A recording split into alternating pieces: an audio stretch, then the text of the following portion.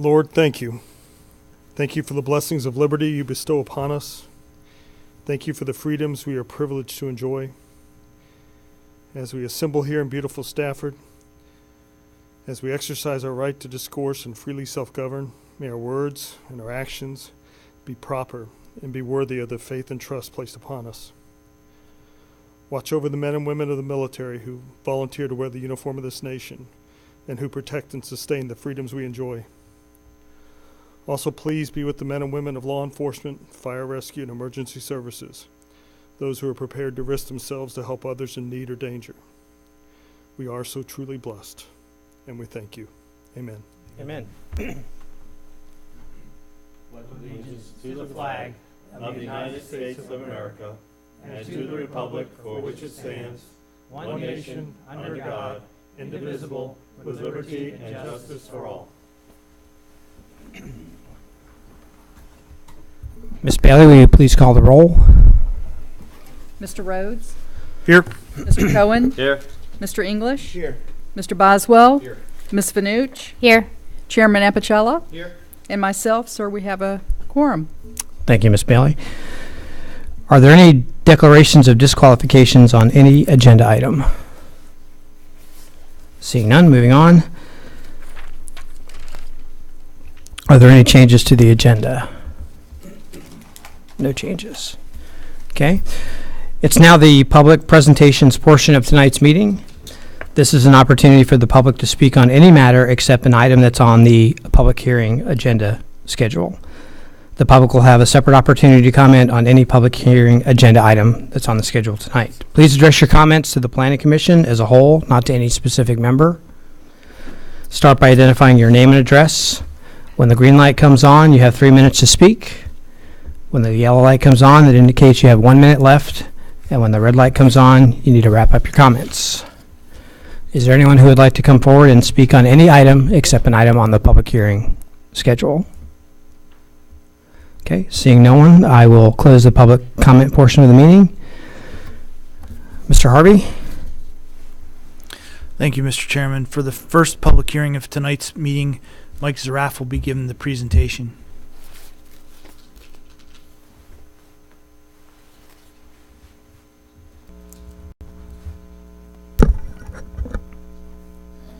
Good evening, Mr. Chairman, members of the Planning Commission, Mike Zaraff, the Planning and Zoning Department. And I would like to combine public hearings 1 and 2 for the presentation, if that's okay. Without objection, please go ahead. Okay. These first 2 items are associated with a telecommunications tower. It includes a comprehensive plan compliance review and conditional use permit. It's a tower located along Mountain View Road. The applicant, Milestone Communications, they're represented by Donahoe & Stearns. They're requesting a determination of compliance for the comprehensive plan for a proposed telecommunications facility. And concurrently, an application for a conditional use permit has been filed as required for the facility to be located in the A1 agricultural zoning district. This site is located within the Aquia election district. The property itself is located on the north side of Mountain View Road. Mr. Zaraff, are we sure? I thought it was in Rock Hill. Sorry, yes. Sorry. No worries. Yes, in the Rock Hill district, and the site is on the north side of Mountain View Road, approximately 500 feet west of the intersection with Spyglass Lane on 3.26 acres. Site is county owned. It includes a 168-foot tall water tank. The surrounding properties are primarily large lot residential uses. This is the zoning map of the site. Much of the property surrounding the site is zoned A1 agricultural. On the southwest corner, there's some A2 zoned property as well. And also, the entire area is designated within the agricultural rural area in the county's comprehensive plan. The compound for the tower is within a 2,750-foot area. It's proposed to be located on the western end of the property. but centralized on that half of the site. It's within the red circle on the map. The right side of the property includes the 168-foot tall water tank. That area is circled in blue. Access to the proposed tower is provided via gravel driveway extension off of the existing gravel drive that serves the water tank compound off of Mountain View Road. The proposed facility would consist of a 180-foot tall lattice tower and associated ancillary equipment within the compound at the base of the structure. The compound would be enclosed by an 8-foot tall chain link fence with barbed wire at the top, and the tower will have the provision for 4 additional carriers. The initial carrier would be Verizon, and that would be located at the top of the tower.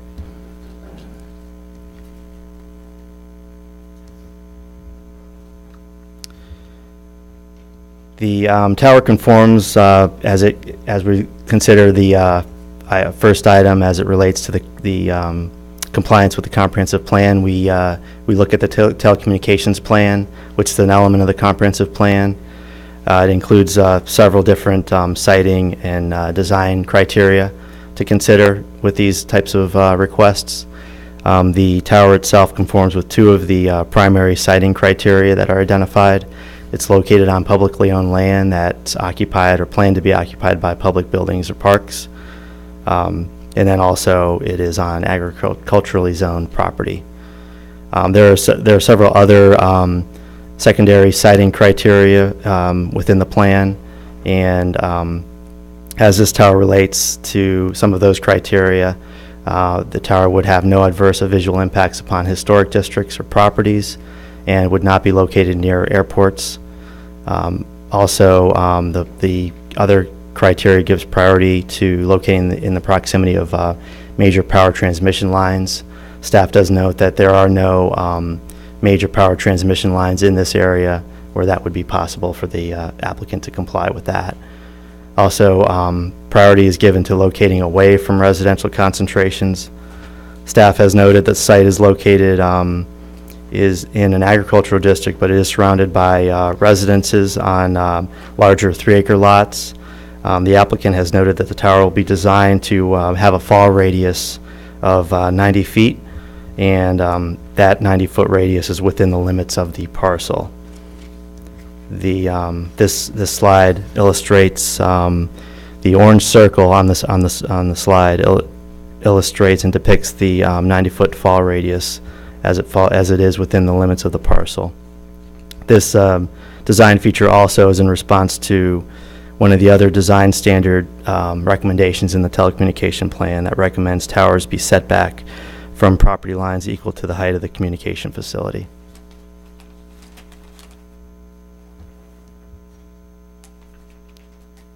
Some of the other siting criteria: priority is given to facilities located interior to parcels. The tower is located on the western end of the site, and as centralized as possible within that side of the property. As you can see, also there's a criteria that facilities should not be located in or near wetlands. The blue shading illustrates an area of wetlands on this property. That's pretty much in the middle of the site, and so it would be tough for the applicant to locate within that area. And the applicants worked to relocate the tower outside of those wetlands, and the only impacts would be limited to the access drive that would bisect the wetland area to gain access to the compound. Also, as recommended in the telecommunications plan, the applicant has provided the propagation maps that show the proposed facility, how the proposed facility will enhance existing deficiencies in network coverage.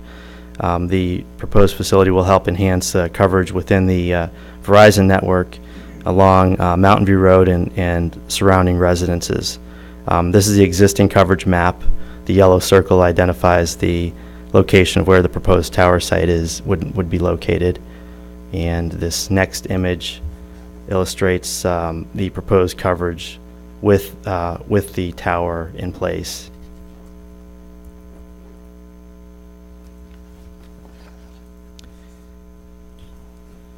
There are other facility design standards as well. The existing tree cover it's recommended that the existing tree cover be retained to screen the base of the tower, and this is being proposed by the applicant. So it would screen the base of the tower and a portion of the tower as you go up. Also, the proposal exceeds the recommendation to provide a minimum of 3 carriers. This tower would be designed to support up to 5 carriers. Also, the facilities should be designed to minimize visual impacts on the surrounding area, particularly near residential uses. The existing vegetation on the site and in the surrounding area will serve to mitigate and disrupt views from most vantage points, and when the structure is within a view shed, only the upper portion would be visible. The applicant has provided a few photo simulations of how the proposed tower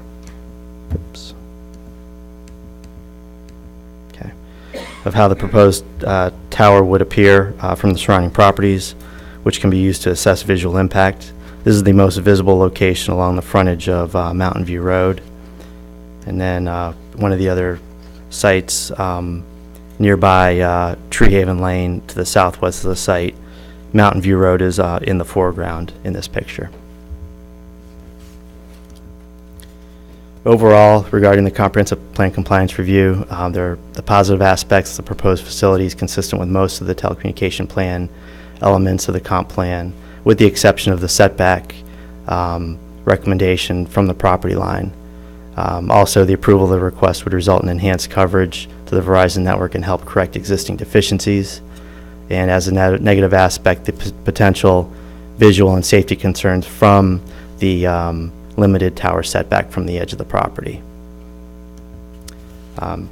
With the recommendation, staff does recommend approval pursuant to the Planning Commission Resolution 16-01, as the request is substantially in accord with the comp plan and specifically the telecommunications plan. Staff does believe the applicant has adequately addressed the potential visual and safety concerns from the limited tower setbacks by retaining existing trees on the site and designing the tower to limit the fall radius. Now, regarding the conditional use permit, the application was reviewed in accordance with the criteria identified in the Section 28-185 of the zoning ordinance relating to conditional use permits. The proposal is in accordance with these criteria as identified in the staff report. The resolution included in your report includes standard conditions that the county imposes on the telecommunications towers. This screen identifies highlights of some of the conditions, just touching on a few. That this would have to be a lattice type tower, would be no higher than 180 feet. The location of the facility has to be in conformance with the location on the GDP. Land clearing would be limited to that shown on the GDP to help maintain. That's to help maintain the trees, the existing trees that are around the perimeter of where the tower is located, and also outside of the wetlands that's shown on the GDP. Also, there shall be no lights on the tower unless they would be required by the FAA. The tower also would be designed to accommodate at least 3 carriers. Mr. Zaraf, Yes. in the staff report, I thought I saw that they were going to design it for 5 carriers. Is there a reason we can't make it 5? I think we did that previously with another telecommunications tower. There's no reason. I would just maybe defer to the applicant whether they're okay with that as well. But we want to just make sure they are consistent with at least what the Understand. telecommunications plan required. But Sorry to cut you off there. no problem. And also the tower would be designed with that break point to allow for a maximum fall radius of no more than 90 feet from the tower location. And then the other conditions have a lot of the standard language regarding signage limitations, tower removal, should the tower use be, telecommunication use be discontinued, making sure that there's avoidance of 911 communication signals, allowing county co-location if needed, and a 5-year requirement to obtain building permits or the conditional use permit would expire. And with positive and negative aspects, the facility meets the standards of issuance for review of a conditional use permit. Approval of the request would result in enhanced coverage and help correct existing deficiencies, and conditions would offset negative impacts, and staff does not see any apparent negative aspects and would recommend approval with the conditions included in the resolution, subject to approval of the comp plan compliance review. Thank you. Any questions for staff? I have some questions. Ms. Manuch? Mr. Zaraf, did the company tell you the timeline on which they wanted to start the construction? I'm not aware of the timeline. Okay, and you don't know of the timeline of the projection of like from when they start to when they finish, how long the construction will be going on? No, I'd want to defer to the applicant on that Okay, as far as the time length. gotcha. And then the driveway, I'm assuming we'll be putting that in first, and that'll be a construction entrance off of Mountain View Road as they start? Well, there's already an existing access in to the water tower, so it likely would be a construction access from a point off of the existing driveway within the site over to the tower site. Okay. Thank you. Any other questions? Seeing none, will the applicant come forward?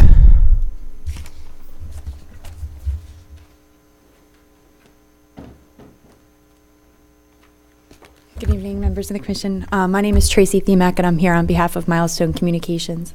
I also have Stephanie Petway from Verizon, Chris Harold from Milestone, and Andrew Miller is with our A&E to answer any specific questions you guys might have. I had Mr. Zaraf hand out a PowerPoint because I don't want to take you through a redundant staff presentation. I just wanted you to have the propagation maps in hard copy in front of you, and I wanted to be able to be available to answer any specific questions you have about the material that staff presented. But we are in agreement with staff's recommendation and the conditions. Again, with that change to 5 carriers, we're fine with. As far as the construction timeline, we're looking at commencing construction in the May-June timeframe, and the construction of the tower would take approximately 4 to 6 weeks is what we're looking at. There is a gate from the existing access drive, and we would be utilizing that point on for the 10-foot access that would get us to our tower. Any other questions? Okay, seeing none, I'd like to open up the public hearing on this matter. This is an opportunity for the public to comment on this item. Please direct your comments to the Planning Commission as a whole, not to any specific member. You have 3 minutes to speak. Please state your name and address when the green light comes on. The yellow light means you have 1 minute left, and the red light means you need to quickly wrap up your comments. If anyone would like to come forward, please do so now. I don't see a rush. Okay, with that, with no one coming forward, I'll close the public hearing and bring it back to the commission. I'd like to make an motion to approve COM 515-0840 and CUP 151-508-50841. I believe we need to take them up separately. Yes, Mr. Chairman. And I would just ask if you might consider, before you make a motion on the CUP, changing that one item from 3 to 5. Okay. Do we want to discuss it? Sure. Well, we can, you need to restate a motion on just the one item. that's Okay, being- so I'll make a motion to approve COM 151-508-40. Is there a second? Okay, there's a motion and a second to approve. Any comments, Ms. Fanucci? No. I just will comment that I was able to contact a few of the neighbors that were directly impacted, and nobody had mentioned any issues. They were actually very excited that a cell tower was coming and had hoped that it would improve their cell service. So I don't see any issues. Okay, thank you. Mr. English? No, sir. Anyone else? Okay, there's a motion. It's been properly seconded. All those in favor of the motion signify by saying aye. Aye. All opposed, motion carries 7-0. Next item. So I'll make a motion to amend CUP 151-50841 to require them to increase the amount from 3 to 5 carriers. Does that need to be a motion, or can we just, it's our condition? It can be a part of the recommendation for approval motion, so it can be done in one. So you can just incorporate it into your motion without Okay. making a separate motion to change the Okay, language. so it's incorporated in the motion. Okay. So there's a motion to approve recommend approval of the conditional use permit, changing the language associated with the 3 accommodations, I'll call it, to 5. All those, any discussion? Ms. Fanucci? I can't remember who seconded. Was it Mr. Boswell? Okay, anyone else? All those in favor of the motion signify by saying aye. Aye. All opposed? Motion carries 7-0. Congratulations. Okay, moving on to agenda item number 3. Mr. Harvey? Thank you, Mr. Chairman. Agenda item number 3 is a proposed public hearing for ordinance 016-13. That would amend the zoning ordinance of Stafford County to modify sections 2835 and table 3.1, which are district uses and standards, section 2839 special regulations, to allow outdoor uses in M1 zoning classification. Currently, staff has been made aware of a situation where an individual entity in the county was looking to propose an outdoor use. The M1 zoning category currently doesn't allow outdoor uses. However, when we look through our listing of table of uses in the zoning categories, we have a number of uses in the M1 zone which actually have outdoor activities by their very nature, such as commercial kennels, fleet parking, motor vehicle rentals, parking and storage of tractor trailers, private airports, truck stops, and railroad sidings. Knowing this, the staff worked with the Board of Supervisors and the Community Economic Development Committee of the board. It's been discussed at the Planning Commission a number of times and has now been moved forward for public hearing. Proposed ordinance 016-13 would amend the district standards for the M1 Light Industrial District to specify that outdoor activities would require a conditional use permit, with the exception of storage for merchandise, inventory, or equipment. Those are things that we traditionally see that are accessory to the number of activities and uses allowed in the M1 zone. And staff is recommending approval of the proposed ordinance amendment. We'll note that the time limit for the commission's consideration is March 14th. Any questions for staff?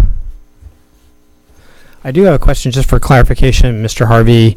If you go to page 2 of 3, about midway through the page, the last sentence in that paragraph says, staff suggests the provisions to screen the outdoor storage of merchandise as stated in the special regulations section of the zoning ordinance be applied to these uses. Is that a change to what we propose, or just reiterating what is already there?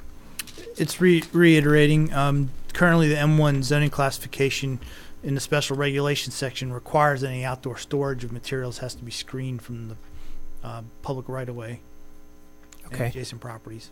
And as I recall, the BZA also raised the issue of the potential disconnect in the zoning ordinance and the table as well. I believe that's the case, yes, sir. So even if a requester hadn't come forward on a specific project, at some point in time we would need to ensure alignment between the table and the zoning ordinance. Correct, that'd be good zoning practice.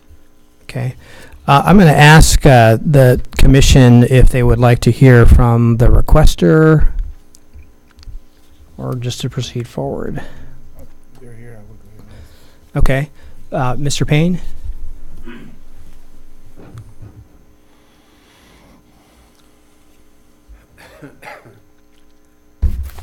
Excuse me. Thank you, Mr. Chairman. Members of the Planning Commission, my name is Charlie Payne with law firm Hersher Fleischer. Appreciate your time this evening. I think Mr. Harvey has covered much of the request and the issues.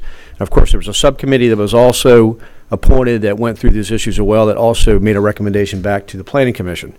Our initial request obviously was exactly as discussed, or the history of it. It was issues raised at the BZA hearing and through the CUP process that we quickly realized there was a disconnect between the underlying zoning ordinance and the subject ordinance here today for the change.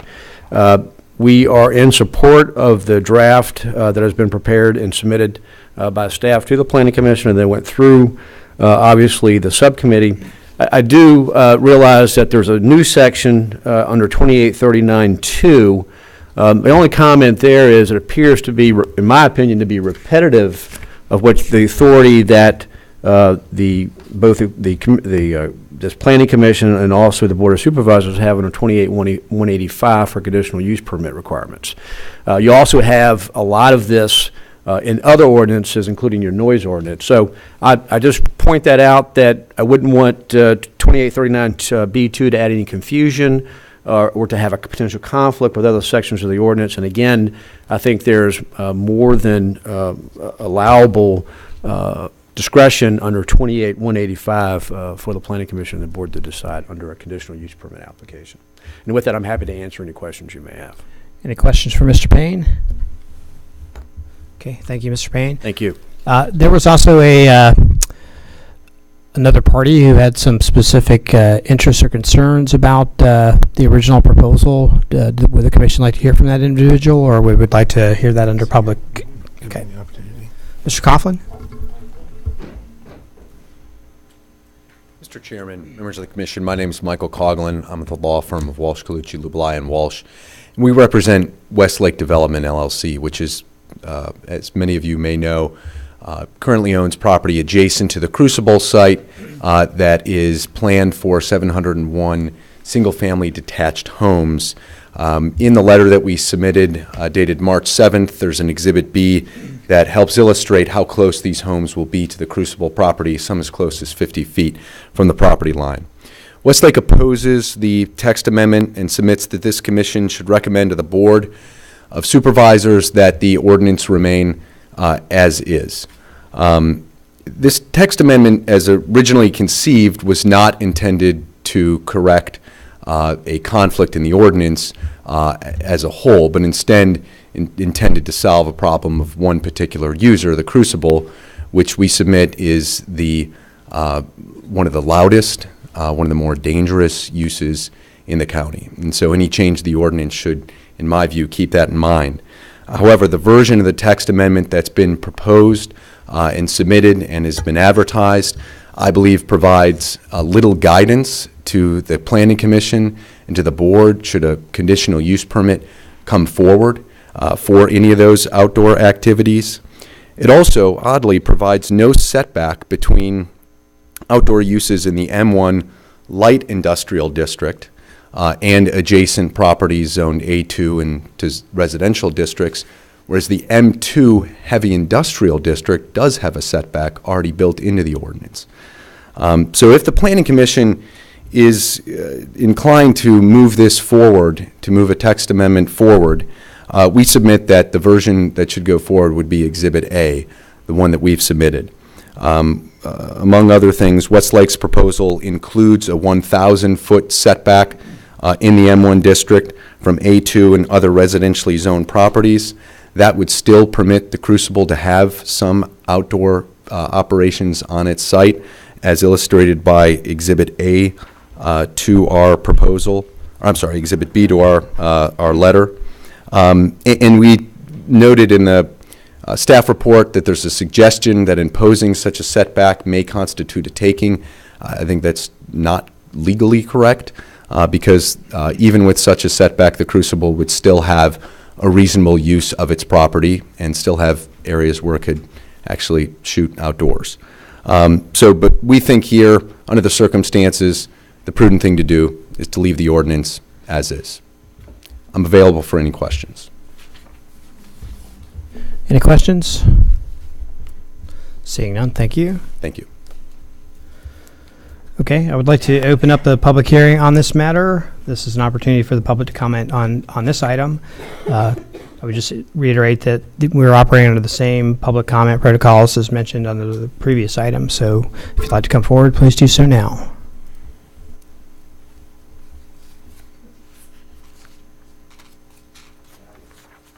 Ruth Carloni, 300 Mount Olive Road. I did receive a call on this morning, and I didn't have there's no documents back there on these that goes into the detail. But anyway, I did receive a call from nearby residents to the Crucible, and I was surprised that there was someone here, that's good, has shown up to question especially the noise and the setback. My question was the perimeter lighting.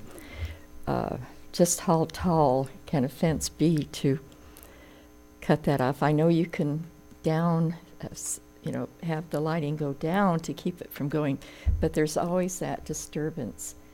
So if someone could go into more what type of protection there is in the this M1. There was also concerns. Some of our neighbors get home too late to come down here. One of the problems we have, and we're in a rural area, so we accept whatever comes along. We all have a dog or dogs or a bunch of dogs.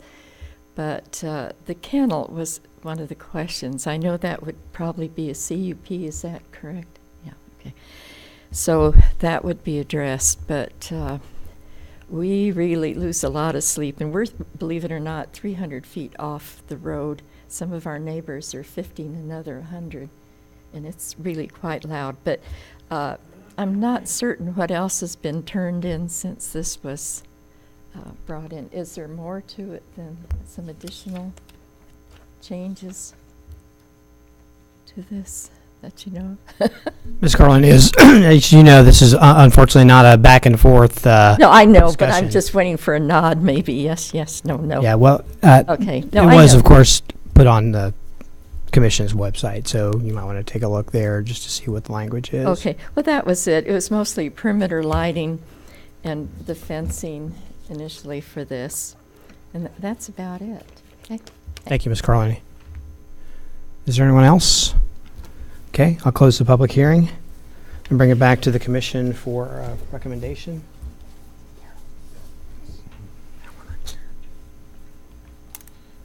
Mr. Chairman, if I could, just because there was the comment on the M1 district not having a distance, as I thought I recall when we did it, the M1, all the uses were to be indoors, and then any use, regardless of distance, was to be, if it were outdoors, was to be by CUP. So I thought that was actually almost more protective, if you will, than adding the 500 foot. So that's, as I recalled in our last conversation, that's why I was very comfortable with it, not necessarily being particularly cited out in the footage. That actually would allow more things to be excluded if you had a footage distance in there. So I felt pretty comfortable with that one, unless there was something I was missing. Thank you. Anyone else? Mr. Chairman, I'd like to make a motion to deny at this time proposal ordinance 016-13. Okay, there's a motion to deny. Is there a second? Second. Okay, there's a motion to deny. It's been seconded. Mr. English? I just feel like that it's something that the ordinance, I feel like it needs to just stay as it is right now, and maybe we need to look at it even further down the road at this point. I don't think it's right now. I think we should keep it as it is. That's how I feel. Okay, Mr. Cohen? Yes, Mr. Chairman. I commend staff for the excellent work they did, and Ms. McClendon, in bringing forth issues, and the subcommittee, particularly Mr. English and Mr. Boswell, for the work they did on this. There's a couple things that, and to be consistent, I'm always leery of changing ordinances or language for one parcel when it's going to apply countywide, and I've done that on other things. So that's why I agree with Mr. English to deny this at this time. I do think that, and I acknowledge that there is a disconnect between the language in the ordinance, and so I would hope that in part of the language, and Mr. Harvey can let me know if there's a certain way to do this, or Ms. McClendon, but I would hope that we would ask the supervisors to give us a period of time for a little bit more measured review of this ordinance, zoning ordinance, and other zoning ordinances, to look for any other disconnects that there may be, and for any other elements that are in our zoning ordinances that we need to update or revise, looking forward to Stafford's future. Anyone else? Regarding the motion to recommend disapproval of the proposed ordinance 01613 to the Board of Supervisors, just to clarify, will actually not support that motion. I think, given the construct of it, as we looked at the applicability to the other M1 and M2 areas, and the way that it was constructed to be more generally applicable, and the fact that it provides a CUP for all those circumstances, which gives us the opportunity on a case-by-case basis on each situation which might bring forward and apply to be able to address them all on the merits of their individual cases. I personally feel comfortable with that, so I will actually vote in favor of the motion. Thank you. Are there any other comments? Yeah, I will say that I too will not support the motion. I think we spent a lot of time on this, and I think the most important issue is that we have to somehow find a way to align the disconnect that currently exists between the table of contents and the zoning ordinance. I think we kind of noodled this for a while and came up with a very minimally impactful change while allowing some outdoor uses by a CUP, and I agree with the comments Mr. Rhodes just made. So with that in mind, all those... One second, Mr. Chairman. Just for a point of clarification, and I'm not sure if Mr. English needs it as to be part of his motion, that we ask for the Board of Supervisors for the time to look at all of these zoning ordinances in a more measured fashion. That's what I was going to ask. Okay. If that's possible, is Jeff, is that we can add that to it? Reason to deny?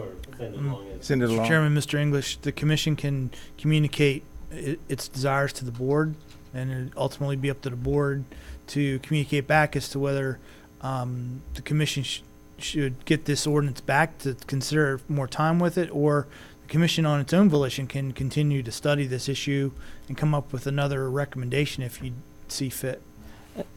And just, again, the point being that there are numerous other zoning ordinances that are worthy of looking at, not just this particular one.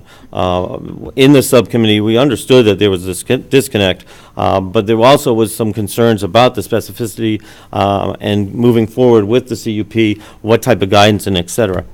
And so that's why there were several of us in the subcommittee that raised that, our concern regarding that. And I think not only in this one, but in other zoning ordinances, and that's, I think, we need to make this a little bit more comprehensive than just one particular element for one particular parcel in one particular instance. This should be something that we look into to try to bring the county codes and ordinances up into this century and make sure that everything is copacetic. And so that's why I will stress again, not just this one ordinance, but zoning ordinances plural.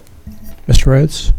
I think that's a great point, Mr. Cohen. I would just share, I think we could, in addition, we could just act on this individual motion or individual ordinance here. That wouldn't preclude us from doing that. And certainly we could, I know we have in the past had separate subcommittees that actually focus on kind of diving through some of the ordinances and bringing those together. So I think that in its own right is probably merits some consideration, even separated from the ordinance in either case. So thanks. Anyone else? I too would ask if you would consider separating the two items. I think there's merit to both points, but I think the second item, a more broader review of ordinances and trying to make sure that there's alignment, makes a lot of sense, and it is a much broader mandate to request of the board. So would you consider separating that from the original motion? Since the original motion is from Mr. English, and this is pertaining to Mr. English's district, I'm not trying to throw you under the bus here, or under Humvee, but my thought is that it's sort of up to you. My question or my concern is that, at least from my point of view as serving on the subcommittee, we had a finite time frame to look at it. And it just seems to me that if we're going to do a comprehensive look at zoning ordinances, plural, we certainly could put this in there. It's not, I don't think it's going to be a deal breaker or a heartbreaker to sit there and look at this at the same time. We could make this the first one we look at as well as others. But I think that to me, it is more sensible to make a comprehensive evaluation of numerous rather than sort of picking and choosing. Are you? I'm sticking with you. All right. Whatever you want to do. Yeah, again, I'd just deny, and also that maybe that gives us more time to look at this because there's so many elements to this, and look at the other ordinances too. Right, but I'm just trying to understand the motion because it seems to have three different parts. One is to deny. The second is to ask for more time on this specific matter, and then a much broader request of the Board of Supervisors to authorize us to take a deeper dive and look at zoning ordinances across the board to see if there are any other disconnects. Correct. That's it. Okay. A bunch of emotions there to get to. Well, it's one motion. Thought mine was bad. So I'll just leave it at that. All those in favor of the motion with its three parts signify by saying aye. Aye. All opposed? Nay. I'm not quite sure what happened on this side. 4-3. 4-3-4 or 4-3 opposed? Okay, so the motion carries 4-3. Could we just be clear who the votes were? I'm not trying to challenge, I just didn't know. I just heard sounds all over. Does our secretary get to call the roll? I don't think we've ever had that. Oh, my God. Okay, will the secretary call the roll? Thank you. Mr. Williams? Mr. Cohen? Yay. Mr. English? Yay. Mr. Boswell? Yay. Ms. Fanouche? Yay. Chairman Apatow? Nay.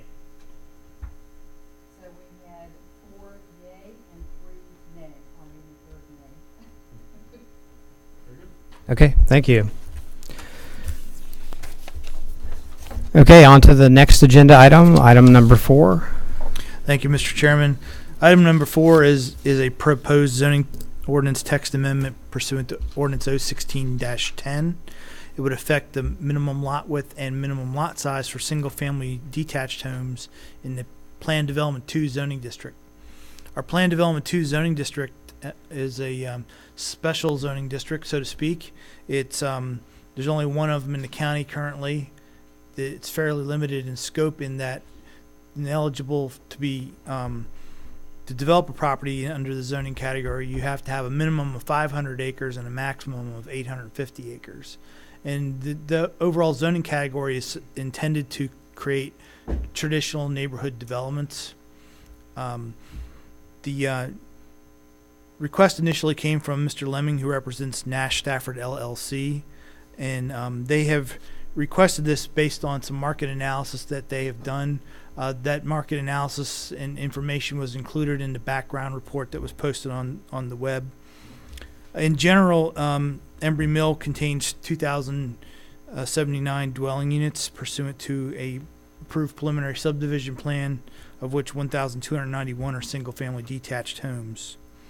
The zoning of the property would allow up to a maximum of 1,455 single-family detached homes. However, in order to achieve that level, they would have to come back and revise the preliminary plan and have it reapproved by the Planning Commission. As I mentioned, the proposed amendment would reduce the lot width and lot size for single-family detached lots. As part of the proposal, they also provided a fiscal impact analysis, which did a scenario showing 187 of those proposed future lots being reduced down to the 40-foot width and what that impact might be to the county. Staff would note that Policy 1.2.7 of the Comprehensive Plan recommends that residential development in the county should include a mix of housing types of all income levels. The proponent has indicated that the price point for these types of housing would be in between a standard single-family home and a townhome, and meets a certain market demand, and they can speak to that more specifically.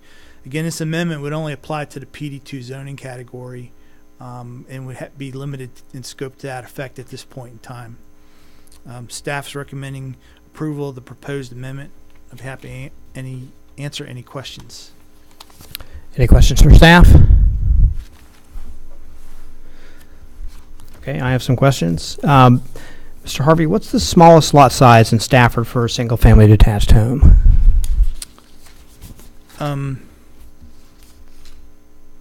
I believe for a cluster development, it's 8,000 square feet. Okay, and what? And I'd have to go back and revisit again in my mind what's this is proposing, because they allow 60-foot wide lots for various zoning categories. So I need to get back to you on that answer. Okay, what about surrounding jurisdictions? Do we know what their minimum size is? Yes, I have some information that I've compiled from some of the surrounding jurisdictions. Prince William County, when I looked at their regulations, they had a variety of different lot sizes and styles. When I tried to look at the comparables that they had for the single family detached, the smallest they had was a village home, which had a 6,000 square foot lot and a 60-foot wide lot width. I had requests from Mr. Cohen to look at some areas in Arlington. Arlington has 3 zoning categories that allow a lot width down to 50 feet and a lot size as small as 5,000 square feet. And then looking at Spotsylvania County, they have one zoning category, which is a planned development housing district, which has no minimum size or lot width. In their village district, they allow a 2,500 square foot lot size as well as a 20-foot lot width.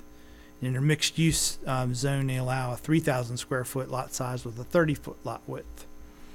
The city of Fredericksburg, in their R8 zone, allows lot widths to vary from 35 to 45 feet, depending upon whether it's an interior or corner lot, and also that their minimum lot size is 3,750 feet. It seemed when I was looking at the different jurisdictions, the ones further to the north and have a longer history of suburbanization, they tended to have larger lot widths and sizes than our area, which we're having some more newer style development. Okay. What do we know the size range of the houses that are being proposed? If I remember correctly, the information that was provided to us said between 1,500 and 1,800 square feet. And do we know what the cost range is?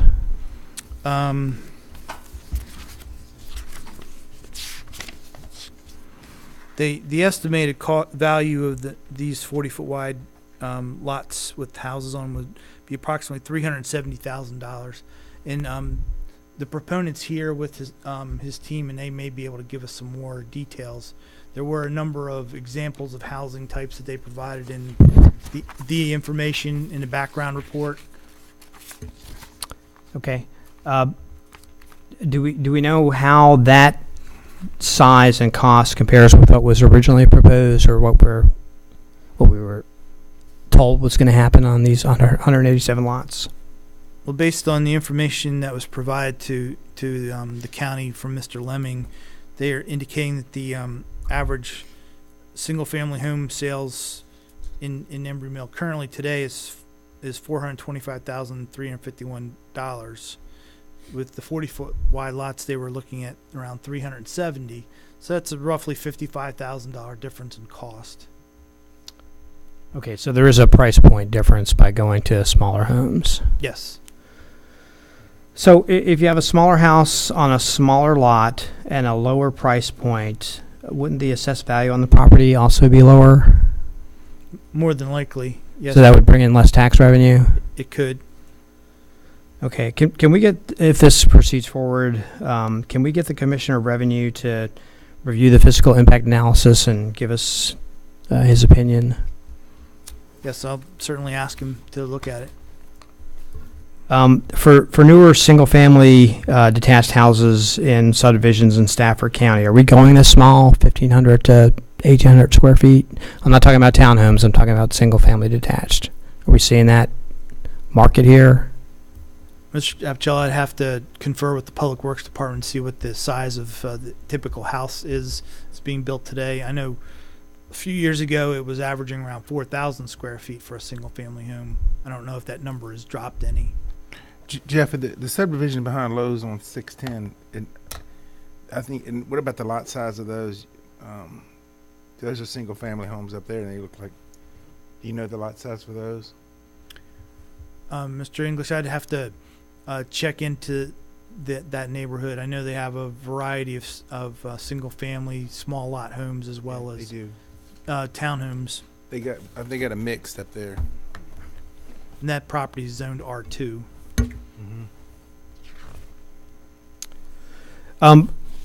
Last question for now. So I'm still trying to understand, is it necessary to change the ordinance so that they could build a smaller home, or in the absence of approval of what they're requesting, can they still build a smaller house? Mr. Apicella, there is no minimum house size requirement in the county code or a maximum, so it's up to the individual property owners to what size house they want to build on their lot, with the exception of they have to meet building setbacks as well as maximum lot coverage, i.e. how much of the lot is under roof and or pavement. Okay, so that actually begs another question.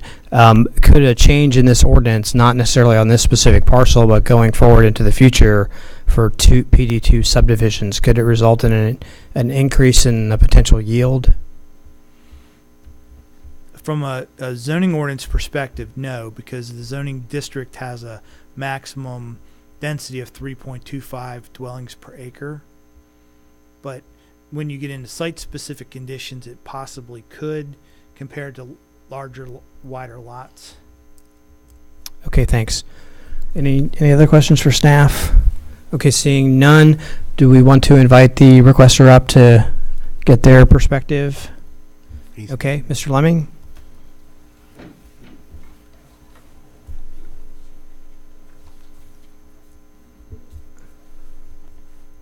Tripping over my economist. Mr. Chairman, members of the commission, good evening. I'm Clark Lemming here on behalf of the applicant. The questions that you posed, Mr. Chairman, are very similar, almost identical to those posed by the board's committee on community and economic development. And most of the materials that you see before you, including the fiscal analysis prepared by Dr. Bellis, who's here this evening, were prepared in response to that. I will, a couple things I'll point out. Number one, our T&D ordinance do permit smaller lot widths. The only development that I'm familiar with in Stafford County with smaller lot widths is at Hills of Aquia. Some of you may recall that was an old R4 zoning, and it was something of a compromise. It was Hills of Aquia rather than the mobile home park for which the property was zoned. But that is an example.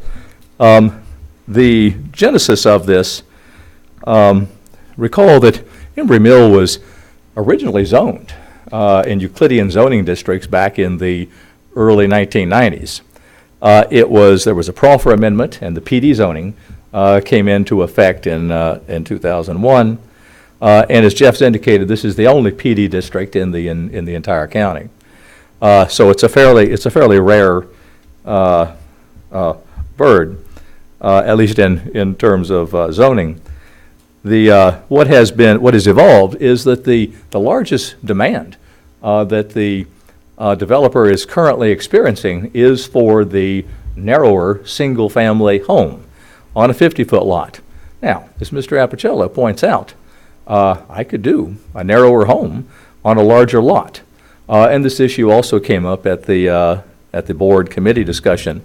The problem with that are the setbacks, the lack of uniformity, and the fact that most of the people that want the narrower homes, the smaller homes, also want smaller lots. And one of their primary objectives being less maintenance responsibility indoors and outdoors. This particular developer, Newland, here Nash, has a comparable product in Clarksburg, Maryland, also in one of their North Carolina projects. And the photographs and the layouts that you see with your package are displays from the North Carolina area, I believe. So that is the basis for it. This does not result in a change in the preliminary plan. as Jeff indicated in the staff report, in order to attain any kind of change in density, we'd have to come back before the commission for an amendment to the preliminary plan. There is a higher number that is the proffer ceiling than is contained in the preliminary plan. Whether or not extra additional lots would be possible is a function of a lot of additional engineering and is not related to the present request, which simply has to do with the demand as it is anticipated. On the economic side of things, and Dr. Bellis is here, he can answer your questions or explain the study that he did. What he did essentially was to compare the existing size home permitted versus the proposed size home on the narrower lots. It is true that there is a reduction in price, a reduction in lot price too. So the developer receives less money, the houses cost less, and yes, the assessed value, I think, would also be less. But the question was whether or not there is a net loss to the county as a result of this different housing type that is proposed. And the unequivocal answer by Dr. Bellis is no, that there's not. So that is the basis for it. As I've indicated, we have both our land designer here and Dr. Bellis. If you have questions that would be more appropriately posed to them, please ask them while they're here, and can much more thoroughly and completely or competently, let's say, explain the fiscal aspect of this and the design aspect of this. There are some illustrations as to how the layout would occur in your package and what the homes would look like. This would not affect the design guidelines at all. They would still be governed by the overall design guidelines for Embry Mill. The truth of the matter is with Embry Mill that the larger single-family detached lots are the slowest sellers in the development. The townhouses and the 50-foot wide lots are those that are the biggest sellers, but of those, the 50-foot lots. So that's the basis for it. I'm happy. We're here to answer your questions. But I'll conclude my presentation. Any questions for Ms. Lemming? Mr. Cohen? No, ladies first. Ms. Bailey? Mr. Lemming, the revision would basically equate to the property looking almost like a little bit larger detached townhome. Well, except that it would be detached, yes. Right. And there would be the same space in between the homes, the same setback that currently exists with the 50-foot lots. In other words, there would be a 5-foot setback from each lot, so there would be a continuous 10 There would still be lot. the 10-foot. Still be 10 feet between the homes. That's So correct. I think I read in here that they would be no more than 30 feet wide. That's correct. A regular townhouse is about 22 Yeah, to about that. I mean, 30 feet would be a 24 pretty wide townhouse, but you're 6 Right. feet off. Okay. Yep. So as I'm reading through this, we're talking about 187 units. That is what is Approximately, anticipated. That's that's correct. And most would be interior units. Okay. I think that issue came up earlier. So if you go from a 5,000 square foot lot to a 4,000 square foot lot, the savings comes from the development of the lots. You have a smaller area that you're going to be developing, and that savings is then passed on to the home buyer, hopefully? Well, yes. I mean, there would be lower prices. The lots would be have lower prices too. So everything, the whole price structure comes down. I'm not sure it's exactly proportional. So what, a 20% reduction in lot size? I'm not sure you see a 20% reduction in price.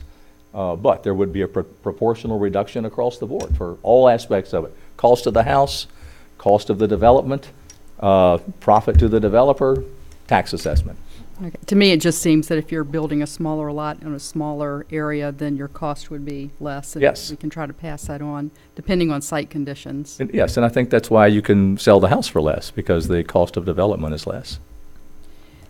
With this scenario, it looks like that there would be approximately 4 acres that would not be built on.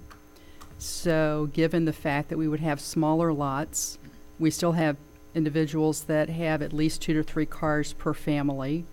What would we do with that overflow parking, and what would that 4 acres potentially be used for? Well, not everybody would, that buys a smaller home would have probably as many cars as those that buy the larger homes, although they could.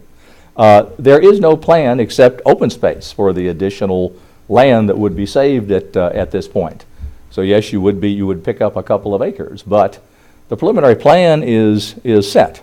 So that is the only blueprint along which they can proceed at this point. As you all know, I think, a fairly substantial portion of Embry Mill has been built out. So patterns have been set, plats have gone to record.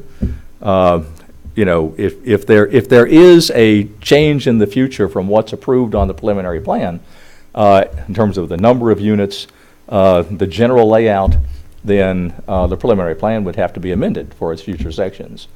And they would have to come back in and show you what they're doing with that. But for now, the preliminary plan is fixed, and all they can do is to proceed as has been approved. Right, understand. My concern comes from driving through a subdivision like Idlewild, which is somewhat similar. I believe their lot sizes are a little bit larger than 4,000 to 5,000. I think they average 7,000 to 10,000. And I'll look at the parking dilemmas that they have there. Even though they have set aside areas where they can have overflow parking, I'm not sure how that could be addressed, but that would be a concern, and especially from a safety perspective. Tell you what, as well. Ms. Bailey, let me, before the lawyer says too much about those issues, they have, Jeff is about to help you a little bit. Okay, help good. me. I can answer some of the parking questions from a code enforcement standpoint. Great. I was Thank going to you. defer to somebody back here, but Mr. but please, Lemon, yeah. client may be able to talk more about their design now Yes. they accommodate it. But our county code requires for a single-family home that they have a minimum of 2 parking spaces per dwelling. So we would look to make sure that in plan review that there's at least 2 parking spaces for every dwelling unit. For most houses, we see them putting enough driveway space to park 2 cars. If they don't, they have to show us they have on-street parking to meet that minimum requirement. The rub comes in, like probably what you've observed, is if people that own houses have more than 2 cars, where are all the extra cars being parked? And that's partly becomes a community design issue. Or they entertain and have friends and family over. And we can address that issue. I will tell you this, most of you have been through Embry Mill. Neither the townhouse section nor the existing single-family detached 50-foot wide lots have experienced that kind of issue.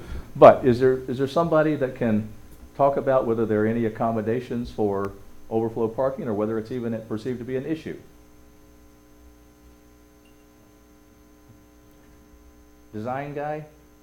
Okay. All right. Right. They were taking a vote back there. Okay. Introduce yourself. I'm Colin Green. I'm the team lead for planning for the firm of Street Sense, and we're the planners and designers working for the development. Your pictures. And yes, I prepared the sort of study that appears in your packet, starting on page 6, I think. To address the question of the parking, typically what happens in this type of lot, because it's so narrow, it's actually rear loaded. So it's loaded off an alley. So the 2 spaces that would be required on the lot are typically accommodated in the rear. The benefit of that is that all along the frontage on the street, there are no driveway cuts. And so you get actually a lot more capacity on the street in parallel parking for additional parking. You can get 2 cars in every frontage typically until you get to the corners. Ooh. So it's actually a more efficient way to park both the public right-of-way and the lots in the back. What about a fire lane? What if they designate a fire lane in front of the house like that? Then you got issues, correct? And Would there be a fire lane in the types of streets that these houses would be required on? I'm not sure if that's an issue of ordinance that there may be others that are able to respond to than us. Mr. English, in Embry Mill, all the streets are public streets. so they typically don't have a fire lane on the public street. The alleys may be classified as a fire lane where they won't allow anybody to park in a travel way, but they would also have driveway space off the alley for the parking of the cars, like Mr. Green had mentioned. Any other questions? Mr. Cohen? Okay, and I'm not sure it's whether design guy or Laura guy. We'll tell you. Just a couple of things. Just sort of, so, and you've answered the question, so the parking will be back through alleys primarily. And just, I'm not sure if you've bumped into this in other communities, but I know in other communities in major cities where they had alleys such as that, they ended up having to come up with names for the alleys so that when the police needed to do responses, they would be able to say a specific location instead of the alley between the houses. I just want to make sure I get, Miss Bailey very nicely sort of crystallized that there's 4 acres now. I mean, if initially there was this much land that was going to be built on and we shrink down the size, we have what Miss Bailey said was around 4 acres. And if I got you correctly, you said any additional lots would require additional engineering. Right. Yep. Any elaboration you'd like to say about that phraseology? Well, Embry Mill is a large, complicated development, and partly built out, and partly recorded. There are a number of sections that have gone to record plat that have not been recorded. So I mean, that's going to be the what's done in the foreseeable future. There are other sections. I mean, there is a scenario where, frankly, I don't know. I think it's an engineering question. I guess you could somehow recoup the acreage from one section and change, maybe Jeff knows the answer to that, and move that acreage over to another section that hadn't been gone to record plat yet, and utilize that for additional density, but you still would have to have another preliminary plan. Okay, and that's what I sort of was getting at, because we had a couple different instances over my tenure here where either the idea was that the land can't really hold these homes, and then all of a sudden it's, oh yeah, we can. And so then they come back in wanting to put in some more. And then we had a parcel, and Mr. Apicella went round and round with the applicant because theoretically the number they could have put was X, but they had promised X minus a certain number, and then they were coming back in with X plus some, and then there was this big debate about which number was really the number. So the argument, sort of the theory here is, you promise X number of homes. If it's smaller lots, we're still looking at X number of homes, not looking at additional homes. The absolute thing I can tell you is that there is a proffer cap of 2,246 units, and they cannot do that without go above that number without coming back before you and the Board of Supervisors on a discretionary review, a proffer amendment, effectively a rezoning, and ask for more density. More density. Now, right. When it came down to the preliminary plan that was approved here, the total number of lots that were engineered on that plan are 2,079. Now, conceivably, what could happen? And this is all something of a shot in the dark, because no one's thought about this at this point. But conceivably, if there were unrecorded sections, and they had the ability to do smaller lots, then I guess they could come back in with a new preliminary subdivision plan and show you units in excess of those shown on the approved preliminary plan. Now, they could not go over their proffer ceiling without a proffer amendment, but that gap in between the approved preliminary plan number and, there was never any guarantee that there wouldn't be a new preliminary plan at some point in the overall development of Embry Mill where they would not seek an increase closer to their proffered cap. Now, the proffered cap was developed largely as a matter of engineering done on a generalized development plan. When you get into the real engineering on the preliminary plan, the number comes down. There were some RPA issues. There were some issues with the Corps of Engineers that had to be resolved, and some land bays that were diminished in size. Okay. So And then one last question. In looking at the various ones from, I guess it's the North Carolina development, how do those bedrooms design match with what are being already being built here in the larger size parcels? Okay, design guy? I just didn't want him to feel left out. That's all right. Do you mean in terms of how many bedrooms? Right. I mean, Or how that are was they- one of the questions is, and I looked at one of them and it seemed to be one main bedroom or 2 or 3 bedrooms in the diagram. And so I'm just curious if the larger size houses are sort of what they're going for is 4 or 5 bedroom units, Yeah. and this is a 3 bedroom or 2 bedroom, then that certainly would, alter the calculations. It does a bit. One of the things that we tried to produce in pulling this together was that broad variety. These houses typically trade bedrooms for some of the other rooms that you find in a 4,000 square foot house. So instead of a study or a library or some other unit floor plan that would produce that extra space, they're trading them for smaller bedrooms. By and large, these houses typically end up being a 3-bedroom standard, but can easily be a 4-bedroom house when you think about basement conditions, et cetera.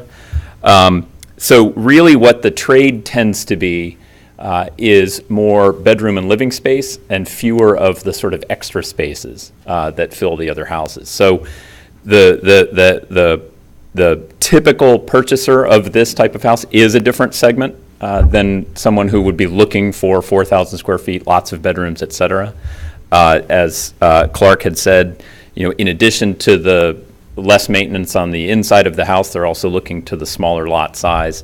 And it's a market that, again, these are from everywhere from Maryland down to North Carolina. So we tried to sort of show projects that we actually have familiarity with.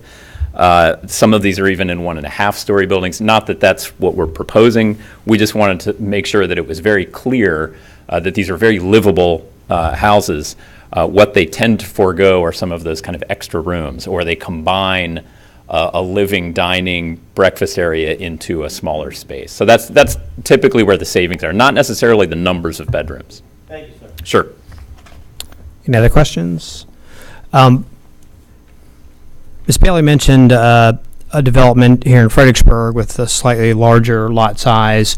I happen to drive by Millstone in Fauquier County, Bealton.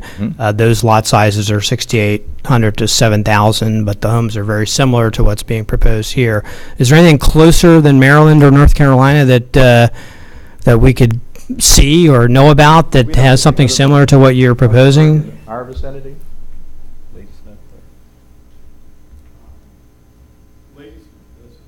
Oh. They're Lady Smith.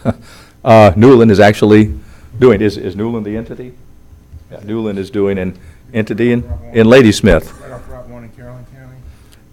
Joe, why don't you come on up so you can, I'm not shouting at you and then trying to hear what you say. Good evening. My name is Jody Lidoff. I'm with Newland Communities. I'm actually the project manager for Ladysmith Village in Caroline County. It did go through a rezoning in 2006 with the county, and we adopted a 32, a 42, and 50 and 60-foot lot sizes. So we have a breadth of lot sizes. There's a few streets that you can drive down that have a combination of townhomes, 32-foot lots, 50-foot lots, 40-foot lots, and combination of master down, one-story living. So that it's actually a really unique template and demonstrates the livability of these communities and kind of that density and the trade-offs people make. So you mentioned some, I'll call it variability in the lot sizes. Right. Would an average of 5,000 square feet work for you? Oh, that's an interesting average of 5,000. Based upon a block structure then, so if you took an average block, say 350-foot length of street, and you could average out the lot size, would that, I've never looked at that calculation before, but that's actually an interesting. Depends on what the average would be calculated from, I think. From a county's perspective, is an average approach possible? Yes, Mr. Apchel, it is. They raise a good point. We probably need to have some clarifying language as to how you get to that average, whether it's average across the entire subdivision or average on a block basis. Yeah, again, I think you probably hear some hesitation from my vantage point. We don't have anything like this in Stafford County. It'd be something very different. And also, irrespective of Mr. Bellows' analysis, I'm still concerned about the fiscal impact. I don't see how you can have a smaller house on a smaller lot, have a smaller assessment, and still come up with the same amount of property tax revenue across 187 homes. So that's still a concern of mine. But we concede the point, you know. I'm sorry? We concede the point. What we don't concede, though, is that it results in a negative fiscal impact on the county. The differential in the prices simply doesn't come anywhere close to that point. So that's our point. I mean, yes, they will be. It's a less valuable house. They will be assessed less. The issue is whether or not these homes still are at that break-even point, and that's what they're above it, and that's what Dr. Bellis addresses in his analysis, and he can walk you through that if that would be helpful. I mean, I think his analysis is taking a very broad perspective. I'm honing in on one piece of the economic structure in Stafford County, which is property taxes. And so when you multiply, again, 187 houses times, I think it was 55,000 delta between what was originally proposed and what might happen here across 187 houses, that's not a small amount of money. Well, again, I can see where, broadly speaking, all the pieces of the pie, all the pieces of the puzzle that go into an economic analysis, where you might be able to say that it doesn't have a huge impact when you're talking about millions of dollars across the board, but when you're talking about just tax revenue, and you've said you concede the point, there will be less property tax revenue as a result of going to smaller houses than what was those houses would be assessed for that. But permit me to do this. You know, again, it's important to know your limitations. What I would like to do is to have Dr. Bellis respond to your question, because I think he can answer it categorically. That's fine, and like I said, I'm hoping that we might be able to get Scott Majowski to weigh in as well. And Dr. Bellis has worked with Scott on a number of things. But Dean, if you would come up, and I'm sure you much more articulately can address Mr. Apicello's question, and you can tell me what I told him that was wrong. Good evening, Dean Bellis, Urban Analytics, Alexandria, Virginia. I think Mr. Clark, Mr. Lemming, Mr. Clark Lemming, he may have slightly misspoke in his original presentation. There's a difference between the word loss and the word deficit.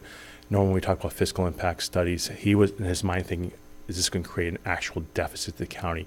The answer is no. He didn't say that, right? He used the word loss. And simply what we're saying too is he's agreeing with what you're saying. I ran the analysis both ways, and when you reduce the lot size and have a smaller priced home, the net result is that the tax revenues do decrease.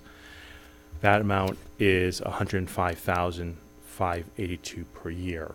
So in the larger picture, under the first scenario where we use the 50-foot lots, we estimated the revenue to be $2,086,000 per year. When we reduce it to the 40-foot lots, the estimated revenue drops to $1,980,000. So yes, it comes down $105,000 a year. In the bigger scheme of things, that's only a 5% reduction. It's not a major reduction in your tax base. You're still getting close to $2 million a year. Thank you. Any questions for Dr. Bellows? No? Any questions for Mr. Lemming or anyone else on the team there? Okay. Thank you all for your time. Thank you. And the idea of the percent approach, I think, has some merit. I think, and if I may say one last thing, Mr. Chairman, I think that the point here is variety and providing something other than the cookie cutter type of street layout. And this permits a greater degree of that than presently can be had under the ordinance. Okay, thank you. I'll now open the public hearing on this matter. This is an opportunity for the public to come forward and address their comments to the commission as a whole, not to any specific member. You have up to 3 minutes to speak. Please state your name and address when the green light comes on. The yellow light means you have 1 minute left, and the red light means you need to quickly wrap up your comments. Please come forward if you have any comments. Ms. Carloni? Yeah. Ruth Carloni, 300 Mount Olive. There's really no compelling reason to recommending approval of this change to the PD2 to reduce sizes. There is no blessed reason, valid reason for doing so. You can buy a lot there and build a smaller house or a one-level house if you so desire. If you want to downsize, or a young married couple and they just need a 2-bedroom, or some elderly don't want a 2-story, they just want a one-level new house, single level. I just feel this is wrong to go ahead and change the ordinance for this. Now, as far as setbacks in this neighborhood, there's a certain length of a setback, and that's standard. That's consistent, whether it's a 1-level or a 2-level. But it's ludicrous to come in here and say, based on the recommendation, that these people want a smaller lot so they don't have to do maintenance. You do maintenance no matter what. Interior, people don't want to give up a little grassy area. This is just so unbelievable. I'm sorry. Also, there's so much to cover here, but number one, it'll probably be deferred, but I want you to look seriously, and the board to look seriously at whether you want to change the ordinance itself to lower lots. Now, comparing to Fredericksburg is also ludicrous. They're mostly infill. They don't have the property available for building. There are certain areas in Spotsylvania, yes, there is more space for building, but when they mention about the lot sizes, I talked with some individuals in Falls Run. Their properties run about 5,000 to 8,000, the ones that I had spoken to. They have a parking problem. They have a narrow road. There's a problem with the fire response teams coming in with ambulances. There's a lot to be considered. I would recommend just denying the change to the ordinance totally, but I know it will be deferred, and just look very carefully what you're doing here, what you're recommending. All right, that's all. Thank you. Thank you. Is there anyone else? Okay, I'll close the public hearing and bring it back to the commission. Mr. Cohen? Yes, I'll on the advice of numerous people, I'm going to make a motion to defer this. I know we don't have a very full agenda next meeting, but I'm not sure, Mr. Harvey, what about a month from now?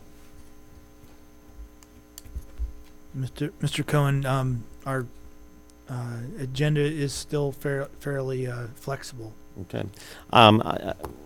I guess if we defer it for a month, that would give ample time to get some of the questions answered that people brought up, as well as members of this commission. So I'll defer it to our first meeting? First meeting in April. Okay, is there a second? I'll second it. And I just want to add to it that also that we got to get some input from the Commissioner of Revenue's office on some of the questions we're asked too.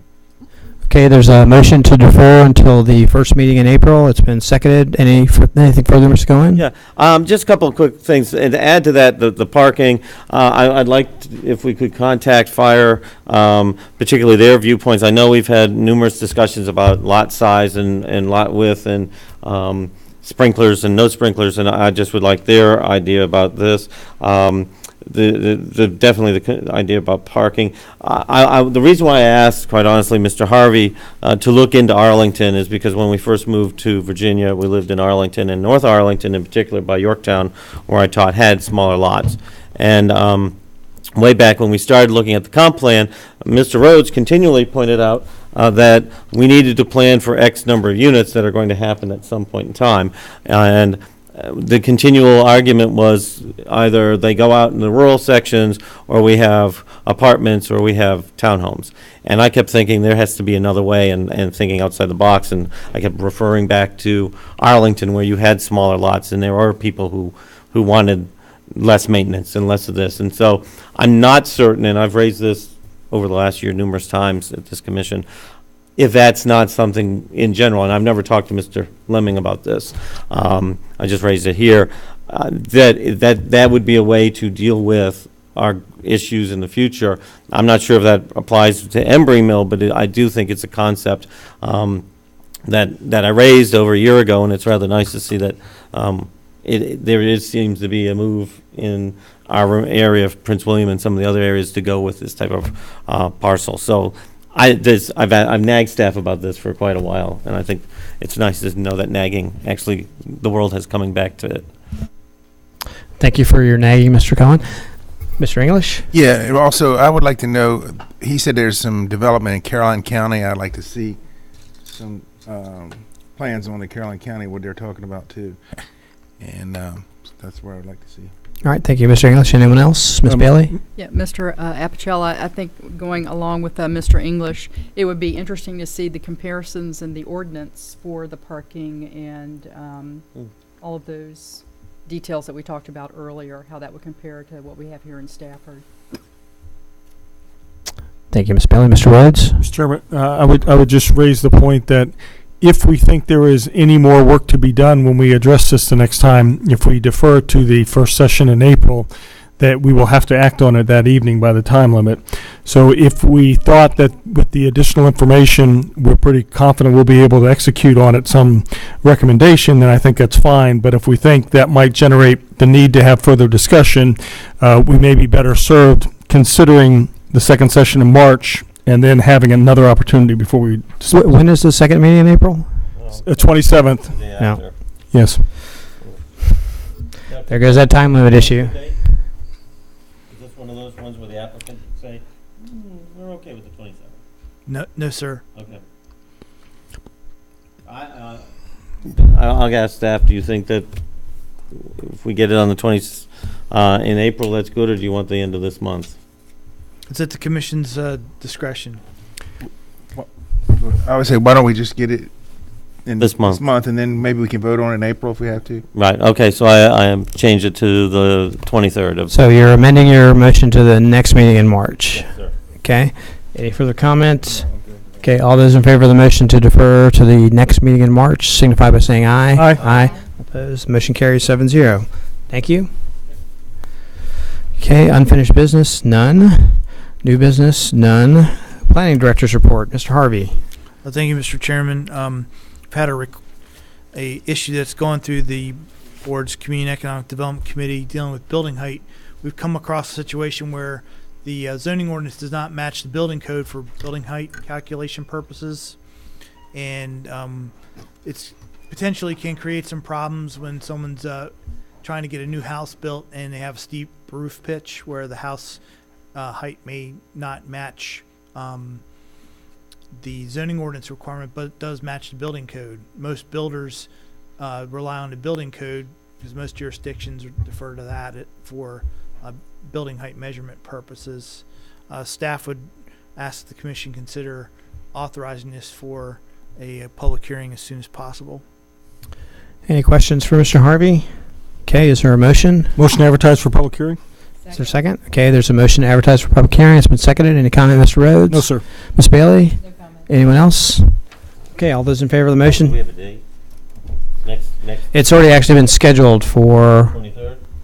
Yep. Okay. For our fans watching. Now I've lost my place. Do we go ahead and take a vote? All right, all those in favor of the motion signify by saying aye. Aye. All opposed? Motion carries 7-0. Mr. Chairman, I'd also like to report, unfortunately, we're going to be having a staff member leave us. Erica Ely's last day will be Friday of this week, so she's moving on to Pennsylvania, moving closer to her family roots. She'll be joining a regional planning commission district in Pennsylvania, so we wish her well, and we're actively recruiting for her replacement. Thank you for that update. We'll miss Miss Ely. She was great to work with, especially on the airport land use plan. Please give her our best wishes. Will do. Okay. Concludes my report. Thank you, Mr. Harvey. County Attorney's report. I have no report at this time, Mr. Chairman. Okay, thank you. Committee reports. Mr. Cohen, I didn't forget you this time. Right, okay. So the subcommittee on the comp plan met back in February, and we'll give you some information, but we wanted to give you some basic broad outlines right now. First of all, as we know, we asked the Board of Supervisors several questions. They came back with answers. Mr. Zuref is going to send sort of the question-answer material to you within the next day or so. But we asked them about the TGA's number, size, whatnot. They made a couple changes to TGAs. We asked about the UDAs, any guidance. They made some suggestions on that, most of which were in line what we had discussed as a whole. One of the questions was sort of layering TGAs and RDAs and stuff that we had sent to them way back in our first iteration. In this iteration, they were very much in favor of what we had suggested quite a while ago. So that was very nice. The airport district issue, remember we had two ways to try to go about this. One was to have it as a standalone section. The other one was to work it into the comp plan. The supervisors actually were in favor of what we were talking about, of working it into the document as it is, rather than being a standalone, which supports what we were preferring. We asked about the business district around the airport, affectionately called the Hornung Plan, and they said it was worthwhile to look into. Maybe not the delineations that Mr. Hornung came up with, but they thought it had merit. And then, of course, we asked one of the very first questions we asked, what growth numbers do we use? They expressed again a desire that we look at other numbers. So staff is looking at if there are any other numbers to look at, as far as, or do we stick with the FAMPO numbers? They understood that the FAMPO numbers may well be it, but they just wanted to know if, were there any other numbers out there. So by and large, almost everything that this body as a whole and or the commission, the subcommittee had been looking at, the supervisors were in support of. So at our meeting, we addressed many of those, and that will be in the packet. I'll give it to you so that you can look at it and think about it and mull over it between now and when we meet again. The subcommittee was slated to meet this Saturday. However, staff requested that perhaps if we gave them a little bit more time, they could provide us some more depth and more meaningful product than if it was just this weekend. So I don't think anybody in the subcommittee would be upset that we decided to cancel the meeting for this Saturday so people can stay home in the nice weather and do yard work. And but so we have several options of what we can do as a subcommittee / full commission. We could, in theory, meet the following Saturday, the 19th, early in the morning. We could meet on March 23rd, which is our normal business meeting for the Planning Commission. As Mr. Harvey very nicely pointed out, there is not a full, very large agenda for that meeting, so that we could fold over our committee meeting into the full committee. So when we have this section where we talk about committee reports, we actually do discuss and vote. We could, if it was the will of this commission, since Mr. Harvey, I know, will correct me, but there's really only a couple things on the 23rd. We could have the full commission meet, and then we have a subcommittee meeting as a whole, just by itself, like we did once before with this body. Sort of what guides this thinking, and for that last option, if the subcommittee meets on the 23rd after the regular commission meets, then we would bring back to the full commission on April 13th things so that the full commission would vote on. The second option of meeting during the meeting, we could actually vote on issues because we'd be a part of the whole meeting. That brings us to the timeline. If we meet on the 23rd, and the option B, we meet on the 23rd as a full planning commission, we take votes and discuss the comp plan revisions, move it to public hearing. We could have a public hearing on April 27th. It's about a month process, which would give us all of May, if need be, to tweak, alter, change, whatever. If just this committee, the commission, the subcommittee meets on the 23rd, Then we have to bring it to the full planning commission on the 13th. Then we move to a public hearing. That public hearing wouldn't happen until May 11th. Still, we're ahead of schedule. We have until the end of June to send the supervisors a plan.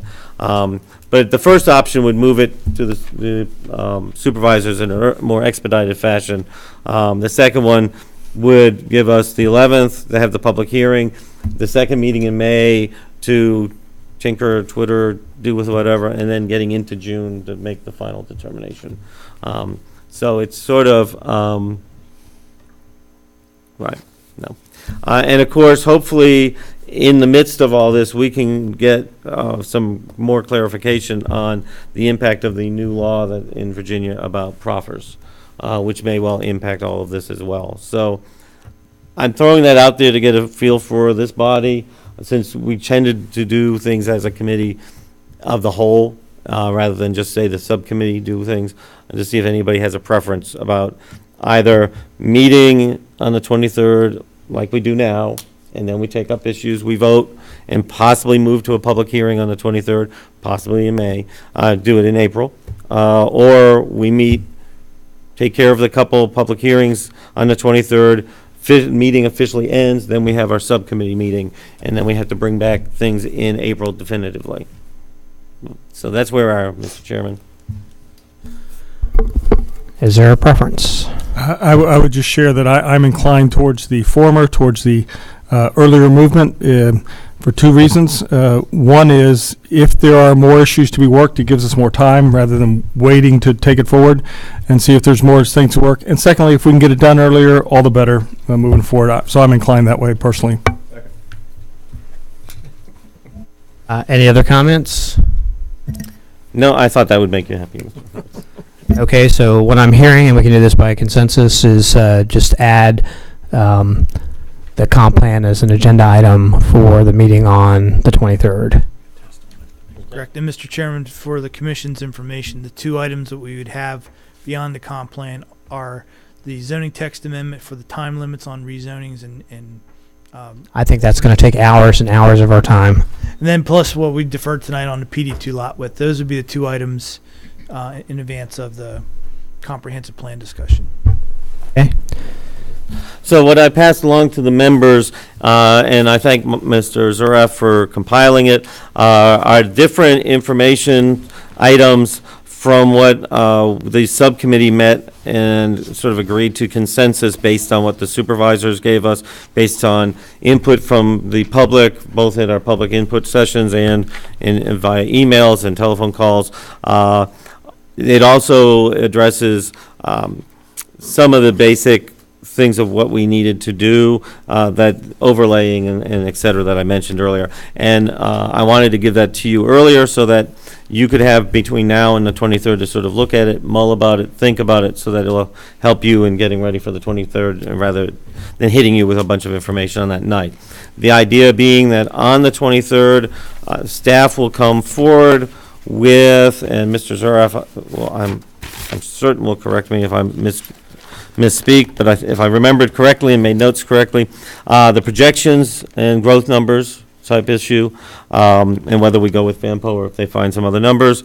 We were looking at and asked staff to look at the suburban areas and smaller lot sizes, sort of which ties into the other item on that night.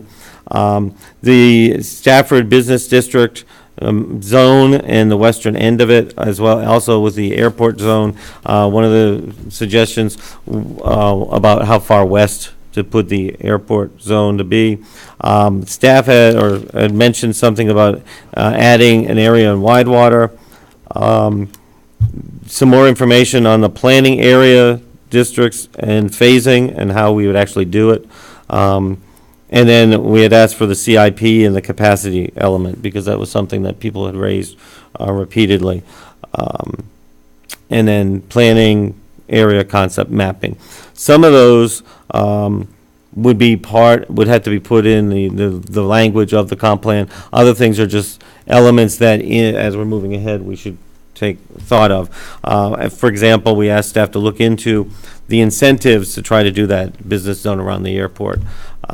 not that they would be specifically in the comp plan, but logic would say that if we're going to say we want to entice this, we need to start thinking of it. And staff will know where to put their priorities. So anything I missed, Mr. Zaref? Mr. Harvey? Ms. Bailey? Okay. Thank you. Thank you, Mr. Cohen. Chairman's report, bylaws. Hopefully everyone's had a chance to look at the changes to the bylaws. They're on page 2. Just to clarify, we added the vice chair to part B. Is that correct, Mr. Harvey?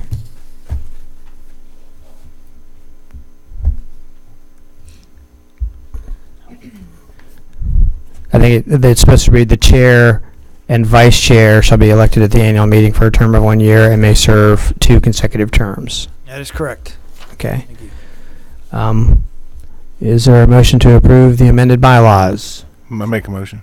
Okay. Motion's been made and seconded to amend the bylaws. Mr. English? No comment. Mr. Rhodes? All those in favor of the motion signify by saying aye. Aye. All opposed? Motion passes 7-0. Next item, Stafford County Historic Preservation Awards. We've gotten quite a few emails from Ms. Baker. I'm not quite sure I know what the deadline is, but I'm sure she's anxious for us to, actually it looks like it's March 25th. I think she's anxious for us to provide some comment, feedback, and preferably some recommendations. So with that in mind, does anybody have any recommendations? Might I recommend the Sanford slave quarters that she listed on her list to us? Okay. Any other recommendations? My recommendation would be the Falmouth intersection improvements. Okay. Is there a third? Actually, I thought the Sherwood Forest. I was just going to say that. Looked like it was that's pretty awesome. good. What's the protocol? Can we recommend more than one, or do we have to come to a conclusion on one single recommendation? Mr. Chairman, there's a number of categories in which these things could fall under and which the Historic Commission issues awards, so you can have more than one recommendation. So, for example, the Falmouth intersection could be under the landscape award potentially. Isn't that one of the? Yeah. Yes. So, do we need to signify which category, or can we leave it to the We're gonna have to tell them. Historic Commission to pin it in the right place? I think it'd ultimately be up to the Historic Commission as to which category they're issuing what award to what property or what effort. So if you have a list of 2 or 3 or a single recommendation, we'll forward that to them, and they'll take that into consideration. Okay. Are there any concerns with pushing forward with the 3 that were mentioned? I think it might be easier if we kind of categorize them for them and just how we feel. I don't know if that's going to be worthwhile or not, but. Okay. I'm trying to remember the Sanford. Would that fit under the Homeowner Preservation Award?